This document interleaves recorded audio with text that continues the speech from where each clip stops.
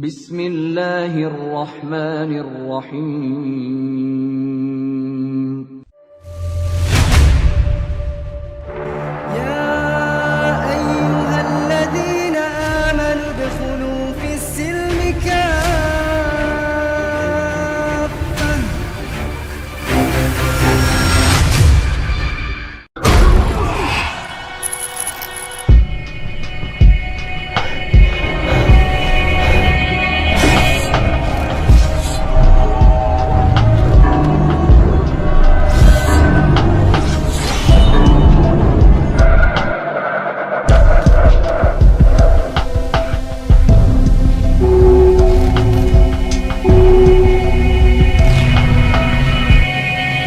Memasukkannya ke dalam keranda mayat dan membawa kalian ke suatu tempat yang kalian sendiri tidak akan pernah tahu ada di mana.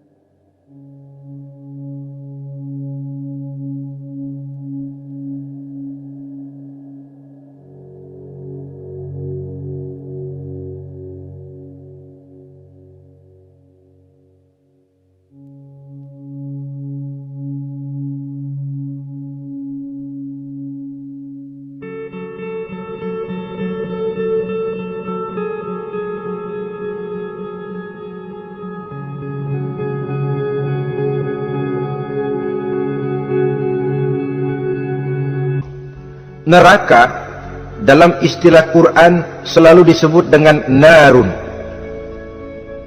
yaitu suatu tempat di akhirat nanti yang wujudnya berupa api yang bergejolak, bernyala dengan teramat dahsyatnya sehingga dapat mengelupaskan kepala setiap orang dan menjulang ke hati.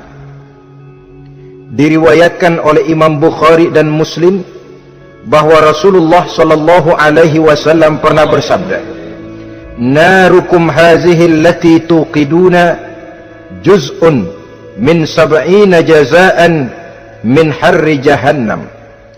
Qalu, "Wallahi in kanat lakafiyatun ya Rasulullah." Qala, "Fa innaha fadlat bi 69 jazaa." Apimu yang kamu pakai di dunia ini, kata Nabi, untuk memasak, untuk menyalakan lampu, api yang kau pakai di dunia ini cuma satu bagian kecil dari 70 kali bagian panasnya neraka jahanam. Sahabat waktu itu terperanjat lalu berkata, "Wallah, in kanat lakafiyatun ya Rasulullah." Ya Rasul, api di dunia ini saja sudah cukup untuk menghanguskan kami, untuk menghanguskan apa yang ada. Bersabda Rasulullah sallallahu alaihi wasallam, maka sesungguhnya api neraka itu dilebihkan panasnya dengan 69 kali daripada panasnya api di dunia ini. Jadi sepanas-panasnya api yang pernah kita rasakan di dunia ini, maka api di neraka nanti 69 kali lebih panas dari api yang kita rasakan paling panas di dunia. Hadis yang senada dengan penjelasan ini di samping Jawahirul Bukhari, kita bisa menemukannya dalam Mukhtasar Tazkiratul Qurtubi dan Mukhtasar Ibnu Abi Jamrah misalnya. Saudara-saudara kaum muslimin rahimakumullah, sehingga boleh jadi seringan-ringan azab penduduk neraka di akhirat nanti, kata Nabi, seorang yang di telapak kakinya diletakkan kerikil neraka yang sangat kecil, lalu mendidih otaknya. Itu seringan-ringannya. Di tapak kakinya diletakkan kerikil neraka yang oleh karena panasnya lalu mendidih otaknya. Itu yang paling ringan, nggak apa-apa, cuma segitu aja. di telapak kakinya ditaruh kerikil, otaknya lalu jadi mendidih karena menahan panas. Pantas kalau satu hari Luqmanul Hakim pernah memberikan nasihat kepada anaknya, kata beliau, "Anakku, kerjakanlah dosa seberapa kekuatanmu menanggung azab Allah, dan laksanakan ibadah seberapa hajat dan keperluanmu kepada Allah. Berapa banyak hajatmu kepada Allah, begitulah kamu harus beribadah. Kalau kamu merasa tidak berhajat dan tidak perlu apa-apa kepada Allah, ya tidak usah ibadah." Logikanya kan begitu. Saudara-saudara, dalam hidup ini ada nggak yang nggak perlu kepada Allah? Ada nggak? Seluruh kita memerlukan Allah. Karena itu Luqman betul dengan bahasa diplomatis, "Anakku, kerjakan ibadah seberapa hajatmu kepada Allah." Makin banyak hajatmu kepada Allah, makin banyak hendaknya kamu melaksanakan ibadah. Tapi kalau kamu sudah merasa bisa hidup tanpa Allah, persilahkan kamu tidak usah ibadah. Sebaliknya, kerjakan dosa seberapa kekuatanmu menanggung azab siksaan Allah. Kalau merasa sudah belajar ilmu kebal, kira-kira di neraka nanti nggak apa-apa, persilahkan kerjakan dosa sebanyak-banyaknya. Tapi kalau masih berpikir, gua mah jangan dibakar di neraka, nginjak puntung rokok gua lompat. Kalau masih berpikir ke situ, ya hati-hati, saudara-saudara. Nah, sebagaimana surga, neraka pun ada pintu-pintunya. Dan yang melalui pintu-pintu itu sesuai dengan dosa yang dia kerjakan pada waktu kehidupannya di dunia ini. Jadi setelah manusia diadili, mereka kumpul di padang mahsyar beramai-ramai. Yang mendapat kitab di tangan kanan, yang selamat dari proses pengadilan, yang sudah nyata lebih banyak kebaikannya daripada kesalahannya, wajah mereka berseri-seri. Tapi yang rapotnya merah, yang timbangannya lebih banyak kejahatannya, mereka mukanya udah pada gulem. Di tengah itulah kedengaran pernyataan dari Allah Subhanahu wa ta'ala, "Salamun qawlan min Rabbir Rahim." Ada ucapan selamat dari Allah, Tuhan yang maha pengasih dan maha penyayang. "Salamun alaikum." Selamatlah kamu, wahai orang-orang yang kelak akan sampai ke surga. Yang lulus di pengadilan dapat ucapan selamat dari Allah. Tapi pada saat itu juga Allah mengatakan, "Wamtazul yawma ayyuhal mujrimun." Pada hari ini semua orang-orang yang kurang ajar supaya minggir. Wamtazul yawma ayyuhal mujrimun. Orang-orang yang durjana, kelompok durhaka, para pembuat dosa, misah hari ini, minggir semuanya. Kamu akan digiring ke dalam neraka. Saudara-saudara kaum muslimin rahimakumullah, baik mereka yang akan menuju surga, baik mereka yang akan masuk ke dalam neraka, sama melintasi satu jembatan yang melintang di atas neraka. Dalam surah Maryam ayat 71 dan 72, walaupun jembatan itu tidak digambarkan secara jelas, tapi kita temukan penjelasan Allah sebagai berikut. "Wa inna minkum illa wariduha kana ala rabbika hatman maqdiyya thumma nunajjil ladzina taqaw wa nazaru zalimina fiha jasiyya." Saudara-saudara, dan tidak ada setiap orang pun kecuali mereka akan melalui api neraka itu. Adapun orang-orang yang bertakwa, mereka diselamatkan oleh Allah, sedangkan orang-orang yang zalim, mereka terlempar ke dalam jurang neraka. Nah, itu yang dinamakan dengan sirat. Ada memang riwayat menjelaskan bahwa sirat itu kecilnya seperti rambut dibelah 7, tajamnya lebih tajam dari mata pedang. Tapi dalam banyak hal, orang lewat di atas sirat itu bergantung kepada amalannya waktu dia hidup di dunia ini. Maka jangan heran ada orang yang lewat di atas sirat itu seperti kilat, lep, sudah sampai di surga. Ada yang lewat di atas sirat itu seperti orang terbang. Ada yang lewat di atas sirat itu seperti orang lari. ada yang seperti jalannya onta, ada yang merangkak, ada yang gelantungan, ada yang sudah hampir sampai ke tepian sana untuk masuk ke dalam surga, terpeleset nyemplung juga ke dalam neraka, sesuai dengan amalan pada waktu mereka hidup di kehidupan dunia yang sekarang ini. Saudara-saudara kaum muslimin rahimakumullah, apabila orang terperosok lalu masuk ke dalam neraka, bagaimanakah ihwal keadaan di neraka? Panasnya sudah kita jelaskan tadi, 70 kali lipat dari sepanas-panasnya api di dunia ini.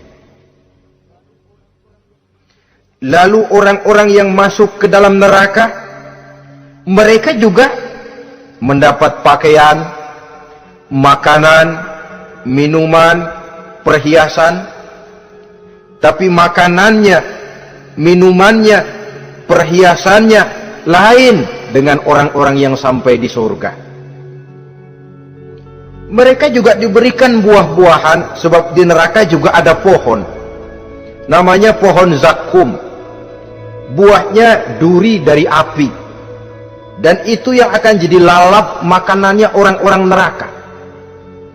Di dalam surah As-Saffat ayat 64-65 Allah subhanahu wa ta'ala menjelaskan, innaha syajaratun takhruju fi aslil jahim tal'uha ka'annahu ru'usus syayatin. Sesungguhnya pohon zakum itu adalah satu pohon yang akarnya keluar dari dasar neraka, yang buahnya seperti kepala setan.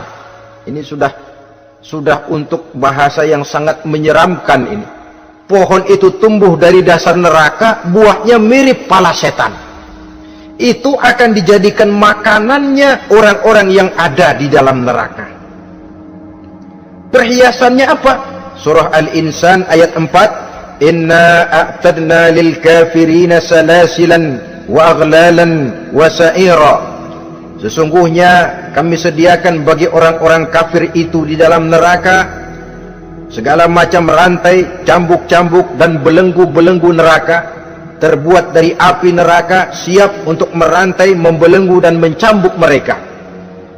Jadi dikasih perhiasan, lehernya dikalungin rantai, tangannya dipakein belenggu, ada cambuk-cambuk yang seluruhnya terbuat dari api neraka. Begitu mereka sampai ke pintu neraka, yang namanya malaikat Zabaniyah, penjaga neraka, udah bukan main gemesnya dah. Ya, nyambutnya nggak ada ramahnya, lain sama malaikat Ridwan, penjaga surga. Ramah, murah senyum. Begitu orang mau masuk surga, salamun alaikum tibtum fadkhuluha khalidin. Keselamatan atas kamu, sungguh kamu telah beruntung. Sekaranglah masuk kamu ke dalam surga dan kekalah tinggal selama-lamanya di sana. Ramah, murah senyum, selamat datang, selamat tiba di tempat yang penuh kenikmatan. Mari persilahkan. Ini malaikat Ridwan. Malaikat Malik, malaikat Zabaniyah lain lagi. Dia nungguin pabrik. Sadis menerima, matanya melotot. Ini dia manusia-manusia kurang ajar yang waktu di dunia sudah datang para rasul, sudah turun agama, sudah datang Al-Quran, tapi belagak pilon. Sini loh, nih rantai, belenggu, lalu dirangkeng, dimasukkan ke dalam neraka. Na'udzubillah summa na'udzubillah. Saudara-saudara, lalu terpikir oleh kita, kalau begitu panasnya api neraka, sekali lempar orang terus mati dong. Ya enak kalau boleh begitu sih. Begitu dilempar ke neraka terus mati, enak. Ternyata tidak. Kepedihan neraka adalah kepedihan yang kekal dan terus menerus. Tidak satu saat pun orang-orang di dalam neraka pernah merasakan kesenangan. Tidak sesaat pun. Kali semenit kayak ngaso, enggak, terus menerus berada dalam kepedihan yang tiada tara. Al-Quran menjelaskan, kullama nadijat juluduhum baddalnahum juludan ghairaha. Apabila hancur kulitnya, kami ganti dengan kulit yang baru. Supaya apa? Liyazukul azab, biar dia rasain azab. Tuh, rasain dulu. Hancur kepalanya, buletin lagi, hancur kulitnya, bikin lagi, berantakan isi perutnya, disempurnakan lagi, digiling lagi, terus menerus begitu. Tidak sedetik pun penduduk neraka itu pernah mengalami istirahat. Barangkali pakai jam istirahat lumayan, ini enggak ada. Ada bel, keneng, istirahat, azab dicabut. Tidak. Terus menerus dan selalu begitu. Satu detik saja pun mereka tidak pernah istirahat dari siksaan dan azab yang mereka terima. Saudara-saudara kaum muslimin rahimakumullah. Lalu bagaimana keadaan mereka? Ada orang-orang di dalam neraka itu yang dikenakan pakaian dari api neraka. Luar biasa. Dikasih pakaian dinas dari api. Kemudian kepalanya dituangi air yang sedang mendidih, yang dengan tuangan air itu dihancur luluhkan segala isi perutnya dan kulit-kulitnya. Setelah itu mereka dicambuk dengan cambuk-cambuk dari besi. Apabila mereka hendak keluar dari neraka, mereka dicampakkan kembali ke dalamnya dan dikatakan kepada mereka, rasakan siksaan yang membakar ini. Dalam surah Al-Hajj ayat 19 sampai 22 kita bisa simak firman Allah Subhanahu wa taala.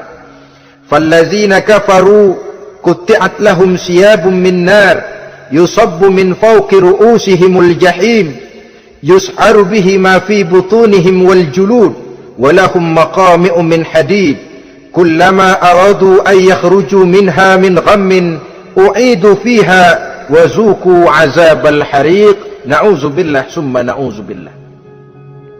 Diberikan pakaian dari api, melolong, menyayat dia, memilukan, merintih dan meraung-raung.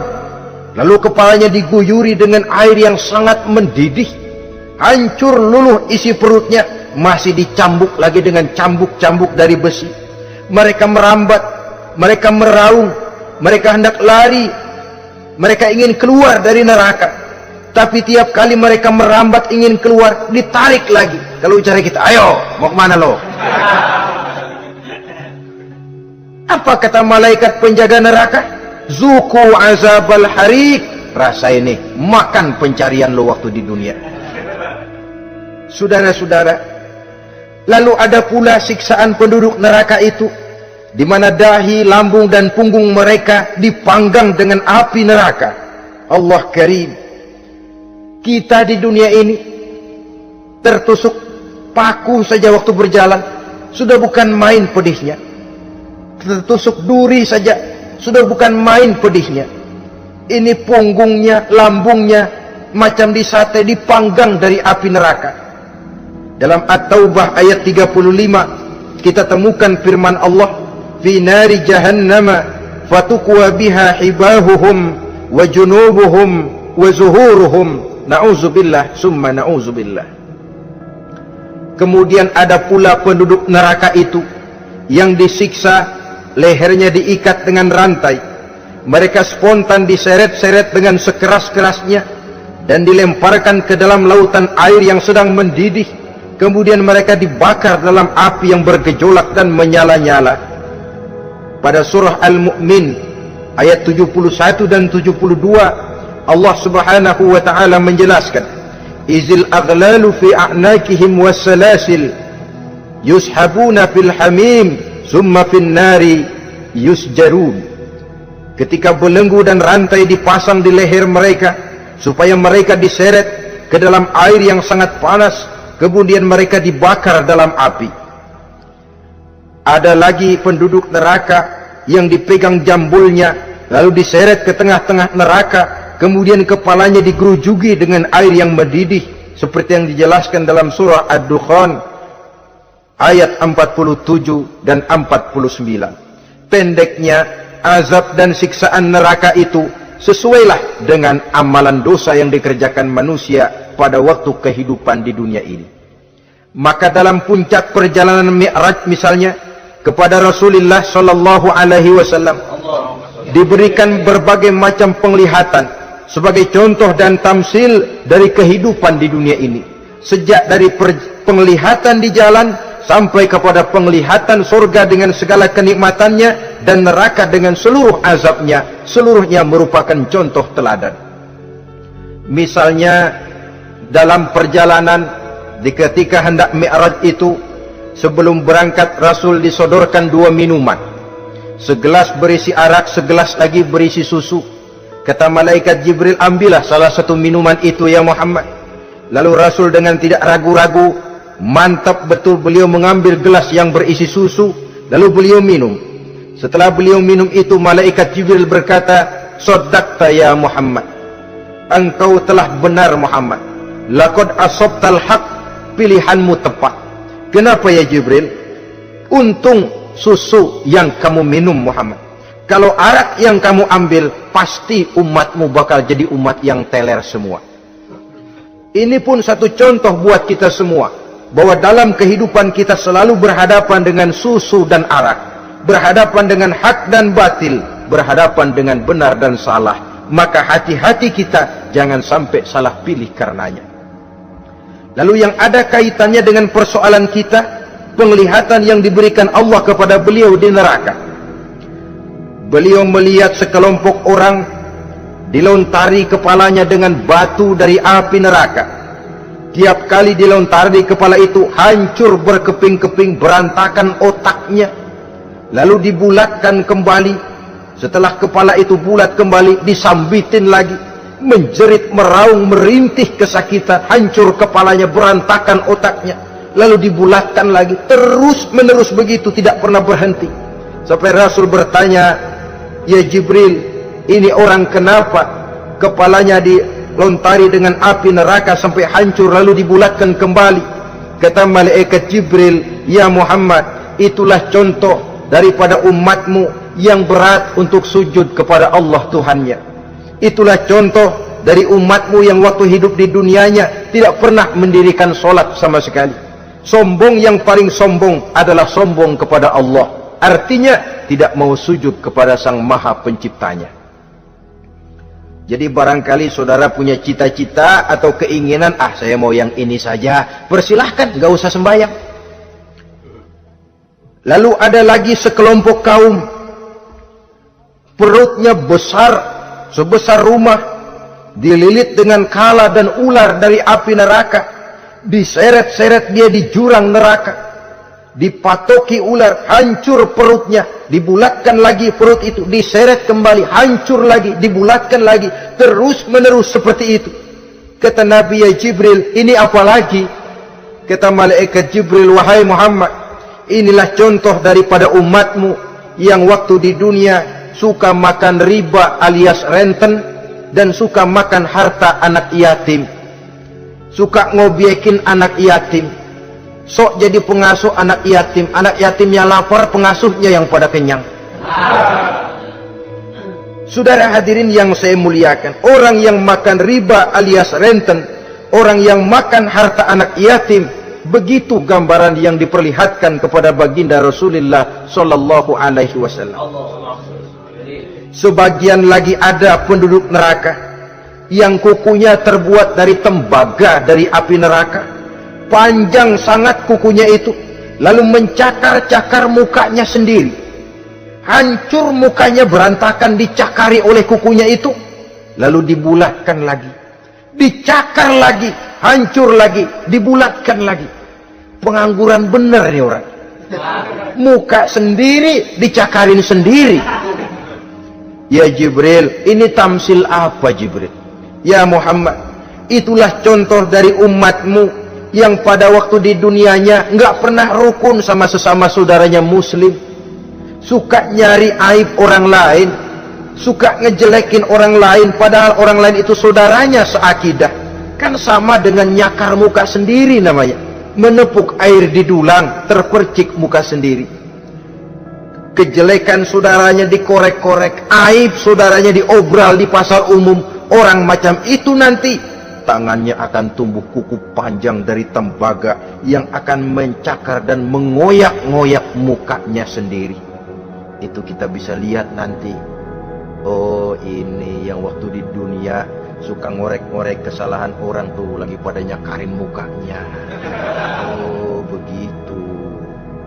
Saudara-saudara kaum muslimin rahimakumullah. Oleh karena itu Nabi ajarkan kita, tuba liman syaghalahu aibuhu an uyubin nas. Beruntung orang yang aib dan kekurangan pada dirinya menyebabkan dia sibuk sampai enggak sempat ngorek-ngorek aib dan kekurangan orang lain. Introspeksi. Beruntung orang yang celak dirinya menyebabkan dia sibuk dan tidak sempat ngorek-ngorek aib pada diri orang lain. Ada pula di antaranya dilihat oleh Rasul, di antara penduduk neraka itu orang yang lidahnya terjulur memanjang, kemudian dipotong lidah itu dengan gunting dari api neraka, menjerit dan memekik ia menahan sakit yang tiada tara, sampai Rasul bertanya kepada malaikat Jibril, kalau ini tamsil apa lagi ya Jibril? Kata malaikat Jibril, wahai Muhammad, inilah contoh dari umatmu, orang-orang yang waktu di dunia tidak pandai menjaga lidahnya, suka menggunjing orang, suka memfitnah orang, suka ghibah dan namimah, suka ngomongin orang di belakang yang bersangkutan. Maka hari ini lidahnya menjulur menjadi panjang dan dipotong dengan gunting dari api neraka. Lalu Rasul juga melihat sekelompok orang perempuan tergantung rambutnya dari gantungan api neraka, kemudian dipanggang dari duburnya sampai ke atas kepalanya dengan tombak dari api neraka, meraung dan merintih serta mengeluarkan nanah dari kemaluannya. Rasul bertanya, ini apa lagi ya Jibril? Kata malaikat Jibril, inilah perempuan yang waktu di dunia tidak pandai menjaga kehormatan dirinya, ahli zina dan tukang umbar. Saudara-saudara kaum muslimin rahimakumullah, banyak lagi tamsil-tamsil yang dicontohkan dalam puncak perjalanan Mi'raj yang seluruhnya merupakan peringatan bagi kita umat Rasulullah sallallahu alaihi wasallam. Nah, kemudian sekarang marilah kita bicarakan neraka itu satu demi satu. Yang pertama, dan ini yang paling dikenal orang, neraka Jahannam atau naru Jahannam. Siapa yang dijelaskan Allah akan menjadi penghuni neraka Jahannam ini? Pertama dalam surah Al-Ankabut ayat 68. Wa man azlamu mimman iftara 'ala Allahi kadziban aw kadzdzaba bil haqqi lamma ja'ahu alaysa fi jahannama maswal lil kafirin.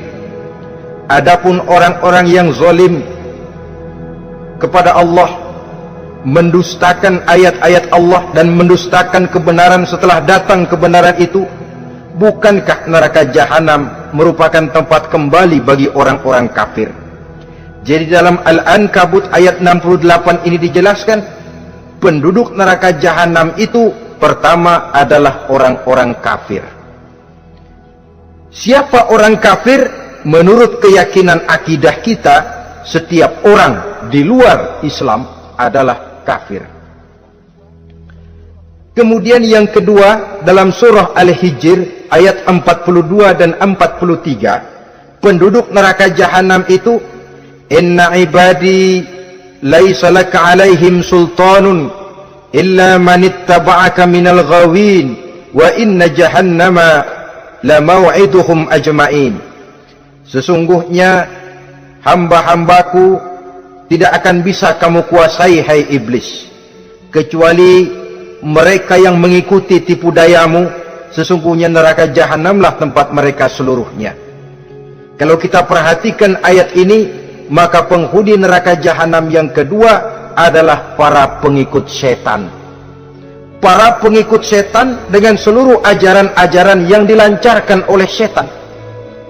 Padahal pada saat hendak masuk neraka, setan jelas cuci tangan.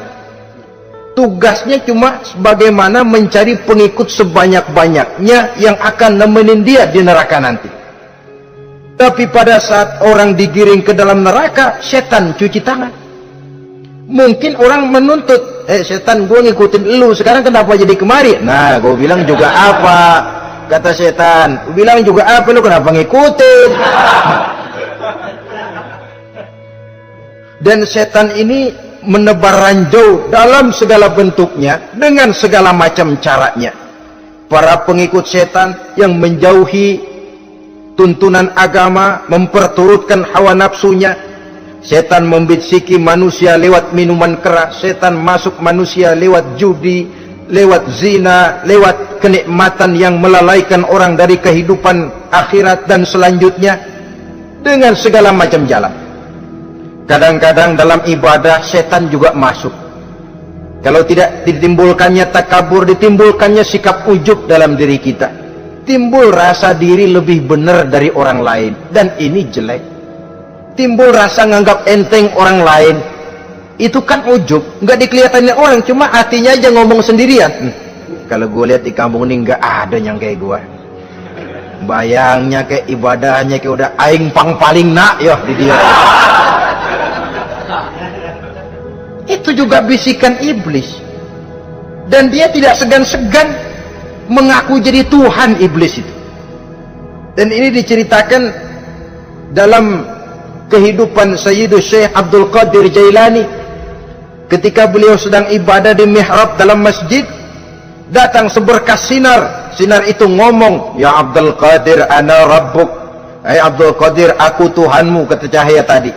Sudah cukup kamu ibadah Abdul Qadir. Sembayangmu udah banyak, puasamu udah banyak, jihadmu cukup. Maka mulai sekarang berhenti dah ibadah. Aku bolehkan kepada kamu segala yang dilarang. Cuma yang didatangi Syekh Abdul Qadir.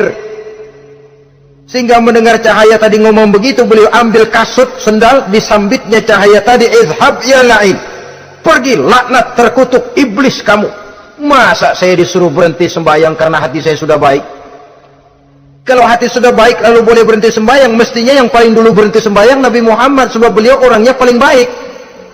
Tapi Nabi hatinya baik, sholat jalan terus, hukum halal haram berlaku. Ini kadang-kadang orang sekarang baru ibadah dikit banget merasa dapat bisikan katanya, wangsit. Ya berhenti sembahyang madep ulun, madep ngudik sembahyang. Bikin ajaran yang aneh-aneh. Nah kalau satu orang boleh dapat wangsit, saya juga boleh dong ngomong dapat wangsit. Saya juga boleh dong mendirikan aliran kepercayaan. Saya ngilang dulu dari kampung saya kira-kira 3 tahun. Saya nyepi di kaki Gunung Salak, pulang piara jenggot, pakai belangkon. Di depan nama saya pakai embel-embel mbah. Saya ngaku dapat wangsit di Gunung Ano, mewahyukan kepada saya ano. Saya cari murid yang fanatik. Saudara-saudara kaum muslimin rahimakumullah, setan membisiki manusia hatta kita sedang ibadah sekalipun dibisikinya. Caranya, mula-mula dia bisikin, lu sembahyang buru-buru dah. Buru-buru dah. Akhirnya apa? Rukuk kita nggak sempurna, sujud kita nggak lengkap, tumakninah kita kurang, bacaan kita tajwidnya nggak kena. Kalau itu bisa kita atasin, kita sembahyang sebagaimana yang seharusnya, dia bisiki lewat jalan lain lagi. Surahnya yang pendek-pendek aja dah. Atau habis sembahyang udah sigrah, udah jangan pakai wirid, jangan pakai zikir. Dengan segala macam jalan dibisikinya was-was ke dalam diri kita. Sehingga ada satu riwayat walaupun dhaif, tapi ini baik untuk dijadikan pelajaran. Konon iblis itu kalau subuh keliling dia, bawa kulit kambing, jarum sama tepung. Ditanya orang, iblis ini buat apa? Oh, kulit kambing. Gunanya tahu nggak? Kalau begitu subuh, sudah muazin bilang, as-salatu khairum minan naum. Salat lebih baik daripada tidur. Maka ini kulit kambing mulai aku hamparkan buat hamba-hamba Muhammad. Jadi begitu dengar azan, cuma udah bikin anget udah tidur.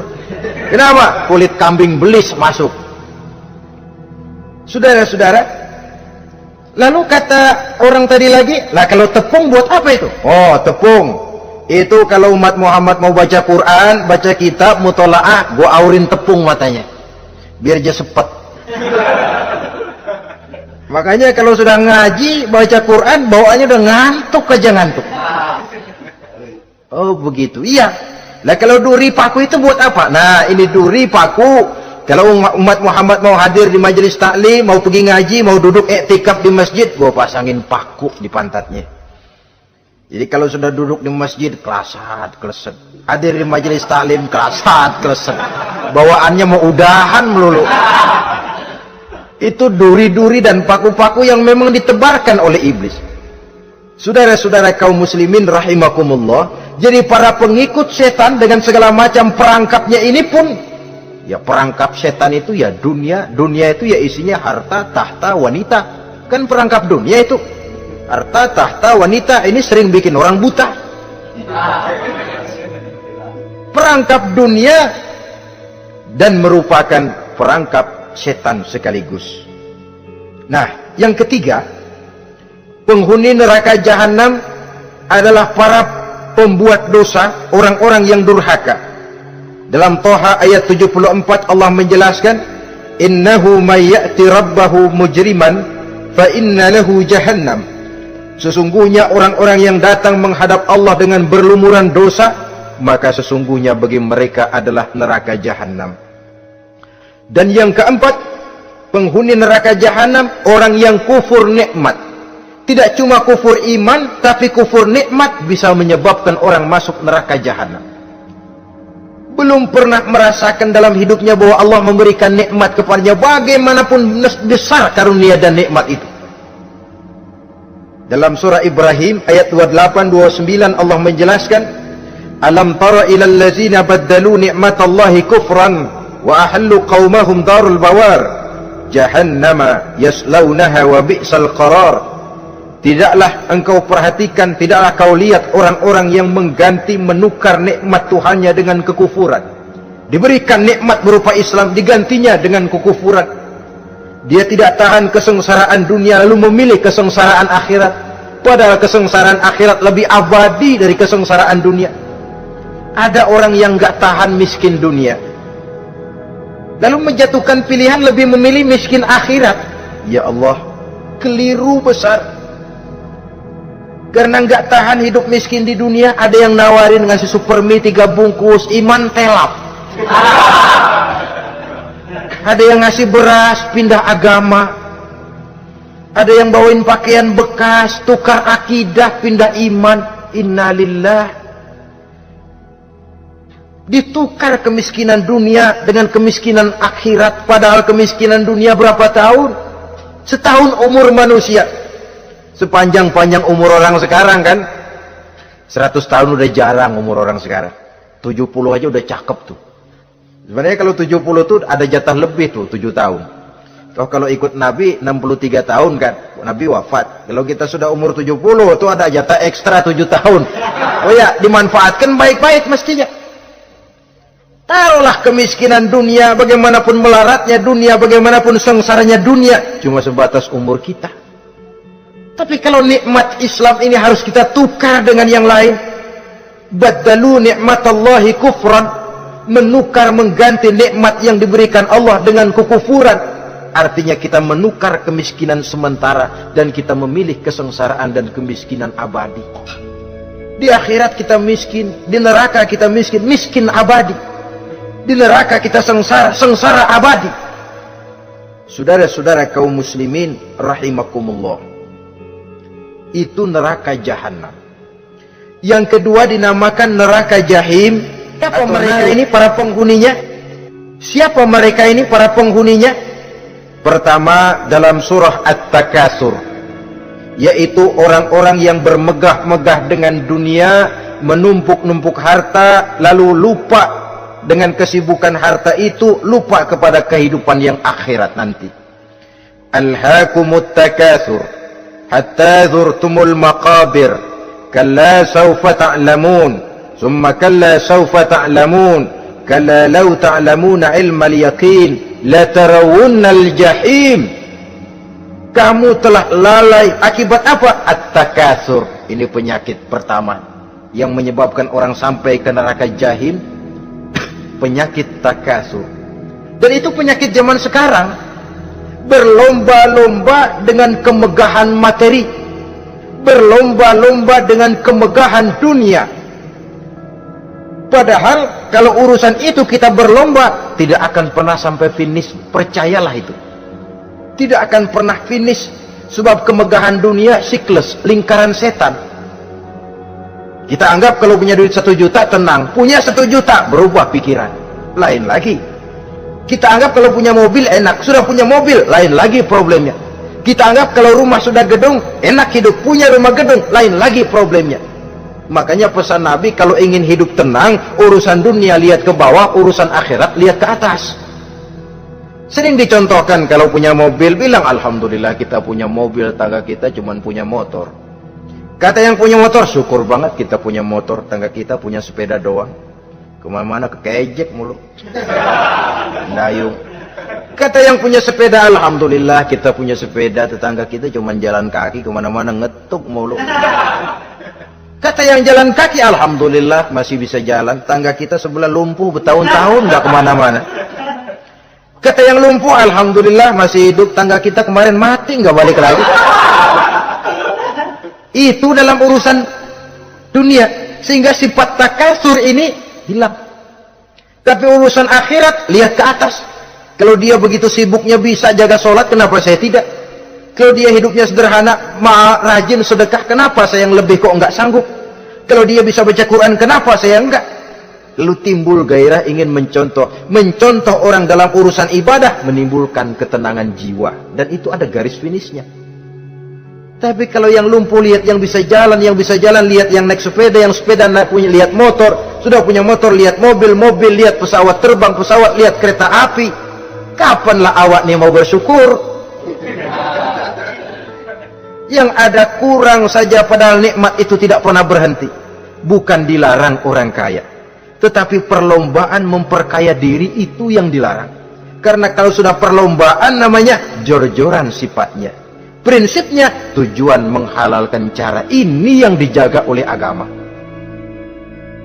Saudara-saudara, selain penyakit takasur yang menyebabkan orang sampai ke neraka jahim, juga perbuatan durjana. Dalam Al-Infitor ayat 13-14, innal abrara lafi na'im wa innal fujjara lafi jahim. Orang-orang yang berbakti, berbuat kebajikan, mereka akan mendapatkan neraka surga naim. Tetapi orang-orang yang fujar, durjana, kurang ajar, durhaka, lafi jahim, mereka akan mendapatkan neraka jahim. Lalu siapa lagi penghuni jahim itu? Orang-orang yang menentang dan menantang ayat-ayat Allah. Wallazina sa'au fi ayatina mu'ajizin ulaika ashabul jahim. Dan orang-orang yang berusaha menantang ayat-ayat Allah sehingga melemahkan orang-orang yang mau mengikuti rasul-rasul Allah, menantang ayat Allah dan membuat lemah orang yang mengikuti rasul, melemahkan semangat orang yang mau mengikuti khitah dan perjalanan rasul. Kamu bangun masjid, iya berabe berat, jangan. Jangan aja kapok. Majelis taklim pahit, ngaji berat, melemahkan ini. Sudah dia rusak, merusak lagi. Kalau rusak kan cuma sendirian. Ini tidak, sudah rusak, merusak, mu'ajizin, melemahkan orang-orang yang mau mengikuti ayat-ayat Allah. Dan itu tidak jarang zaman sekarang ini. Orang yang melemahkan semangat kita dalam berjuang menegakkan kebenaran. Kita yakin Islam agama yang benar, kita yakin Islam agama yang sempurna. Ada saja orang yang melemahkan semangat kita, yang berteori bahwa ada ayat-ayat Quran yang tidak relevan lagi dengan situasi dan kondisi, yang berteori bahwa Nabi Muhammad cuma sebagai manusia biasa yang tidak terlepas kemungkinan dari salah. Pendeknya melemahkan nilai-nilai semangat kita untuk memperjuangkan Islam ini. Ini pun termasuk mu'ajizin. Mereka akan menemukan nanti di akhirat kapling di dalam neraka yang dinamakan neraka jahim. Na'udzubillah summa na'udzubillah. Yang ketiga, saudara-saudara, di antara nama neraka itu adalah neraka hawiyah. Siapa penghuni neraka hawiyah ini? Dalam surah Al-Qari'ah ayat 8-11 dijelaskan secara simpel, wa amma man khaffat mawazinuhu fa ummuhu hawiyah. Adapun orang-orang yang ringan timbangan kebaikannya, maka tempatnya adalah neraka hawiyah. Artinya orang ini lebih berat timbangan kejahatannya, sedikit kebaikannya sehingga jadi ringan di timbangan akhirat nanti. Salat, salat, puasa, puasa, zakat, zakat, tapi dosa yang dikerjakan masih lebih banyak ketimbang kebaikan yang dikerjakannya itu. Maka orang semacam ini apabila tidak mendapat syafaat, maka dia akan masuk ke dalam neraka yang namanya neraka hawiyah. Lalu yang keempat, neraka wail. Dalam surah Al-Ma'un ayat 1-7, garis besarnya yang mendapat neraka wail adalah para pendusta agama. Siapa sih pendusta agama itu? Ara'aital ladzi yukazzibu biddin. Tidakkah kamu lihat siapa orang-orang yang mendustakan agama? Mendustakan agama, beragama tapi bohong, sholatnya bohong, hajinya bohong, puasanya bohong, mendustakan agama. Siapa mereka? Fadzalikal ladzi yad'ul yatim. Pertama, orang yang suka menghardik anak yatim. Anak yatim yang lemah, anak yatim yang tidak berdaya, yang hidup dipayungi kemiskinan dan kekurangan, bukan ditolongnya, malah dihardiknya. Jangan lupa, saudara yang sudah 2-3 kali pergi ke Makkah, saudara yang khusyuk dalam sujudnya, saudara yang mantap dalam puasanya, mungkin saja bisa terhalang masuk ke dalam surga, karena di samping rumah saudara ada anak yatim merintih menahan lapar dan haus. Saudara tahu, saudara mampu, tapi saudara diam saja, tidak mau mengulurkan tangan. Mungkin itu yang akan mengganjal saudara untuk masuk ke dalam surga. Wala yahuddu ala ta'amil miskin. Mereka membiarkan fakir miskin, tidak memberikan makan. Kemudian fawailul lil musallin. Mereka juga melalaikan solat. Allazina hum an solatihim sahun. Allazina hum yura'un. Mereka juga riya di dalam amalnya. Saudara hadirin kaum muslimin rahimakumullah, melakukan melalaikan solat kemudian riya dengan amalnya, termasuk amalan solatnya. Kalau jadi imam, bahasanya dibuat sepasih-pasihnya, surahnya yang panjang-panjang, paling pendek sabihis sama wadduha. Tapi kalau solat sendirian cukup qul huwallahu ahad sama inna a'tainakal kautsar. Hilang lagi nilai keikhlasannya. Dan terakhir, mereka enggan untuk membayar zakat. Yang memenuhi ciri-ciri inilah yang dikatakan sebagai pendusta agama. Menghardik yatim, membiarkan fakir miskin, melalaikan solat, riya, dan enggan membayar zakat. Mereka divonis mendapat neraka wail, seperti dalam surah Al-Ma'un ayat 1-7. Saudara-saudara kaum muslimin rahimakumullah. Yang kelima, neraka sa'ir. Neraka sa'ir ini pertama buat mereka yang memakan harta yatim. Kalau tadi tidak mau membantu, ini malah membantu tapi tujuannya malah ngobyekin anak yatim. Mereka yang memakan harta yatim, dalam An-Nisa ayat 10, Innal ladzina yakuluna amwalal yatama zulman innama yakuluna fi butunihim nara wa sayaslawna sa'ira. Sesungguhnya orang-orang yang memakan harta anak-anak yatim dengan zalim, mereka sebenarnya telah memakan neraka, memasukkan api neraka ke dalam perutnya. Mereka akan dilontarkan ke neraka sa'ir. Selain itu, orang-orang yang mengingkari apa yang diturunkan oleh Allah Subhanahu wa ta'ala, mengingkari kebenaran Quran, mengingkari Rasul, pendeknya mengingkari Islam, dijelaskan dalam surah Luqman ayat 21. Yang keenam, saudara-saudara, yang dinamakan dengan neraka lazo namanya. Pertama, untuk pembangkang dan orang yang menjauhi agama. Yang kedua, orang yang berpaling dari kebenaran. Dan yang ketiga, orang yang suka menumpuk-numpuk harta dan menyimpannya, tidak mau membayar zakat, infak, apalagi sedekah. Ini kita temukan penjelasannya dalam surah Al-Ma'arij ayat 15 dan 17. Yang ketujuh dinamakan neraka Saqar. Siapa penghuni neraka Sakor ini? Pertama, orang yang tidak pernah sholat. Yang kedua, tidak pernah memberi makan orang-orang miskin. Yang ketiga, ahli membicarakan yang batil. Strategis betul dia, ulung kalau sudah mengatur kebatilan. Kemudian yang keempat, orang yang mendustakan hari akhir. Dalam surah Al-Muddatsir ayat 42 sampai 47, kepada penduduk neraka Sakor ditanya, "Ma salakakum fis Sakor?" Apa yang menyebabkan kamu masuk ke dalam neraka Sakor? Qalu lam naku minal musallin wa la naku nut'imal masakin wa kunna nakhudu ma'al khaidin wa kunna nukazzibu yaumaddin. Mereka menjawab, kami di dunia tidak pernah sholat, tidak pernah memberi makan fakir dan miskin. Kami selalu berkumpul dengan orang-orang yang batil dan membicarakan kebatilan, dan kami mendustakan adanya hari akhir. Yang kedelapan, yang terakhir adalah neraka Khutamah. Ini diperuntukkan bagi para pengumpat, pencela, para penghina orang lain, mencari aib saudaranya, kemudian juga mereka menumpuk, menghitung-hitung harta, lalu kikir dan bakhil dengan hartanya itu. Dalam surah Al-Hujurat ayat 11-12, kemudian surah Al-Humazah ayat 1 sampai dengan 7, kita temukan penjelasan itu.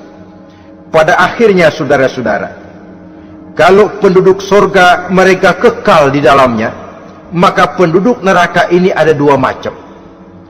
Ada penduduk musiman, ada penduduk permanen.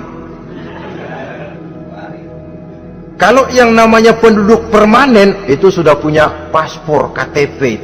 Memang penduduk permanen itu mereka yang kekal selama-lamanya di dalam neraka. Mereka lah orang-orang musyrik dan orang-orang kafir, termasuk orang-orang munafik. Bahkan lebih dahsyat lagi yang namanya munafik. Kata Allah, innal munafiqin fid darkil asfal minan nar. Orang munafik itu berada di dasar jurang neraka yang paling bawah, keraknya neraka.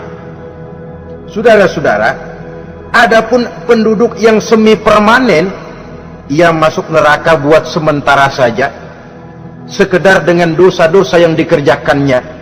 Mereka adalah orang-orang mukmin yang asli, orang-orang Islam yang waktu di dunianya berbuat dosa. Mereka masuk ke dalam neraka, menerima azab sesuai dengan dosa yang dikerjakannya.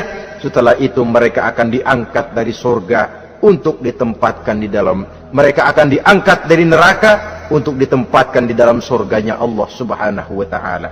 Seperti banyak dijelaskan dalam hadis-hadis sahih yang diriwayatkan oleh Imam Bukhari dan Muslim. Nah, inilah sekelumit tentang neraka dan calon-calon penghuninya. Mudah-mudahan Allah jauhkan kita, Allah jauhkan anak cucu kita, Allah jauhkan seluruh keluarga kita dari neraka dan dari azab neraka. Terima kasih dan mohon maaf. Wassalamualaikum warahmatullahi wabarakatuh. Waalaikumsalam warahmatullahi wabarakatuh.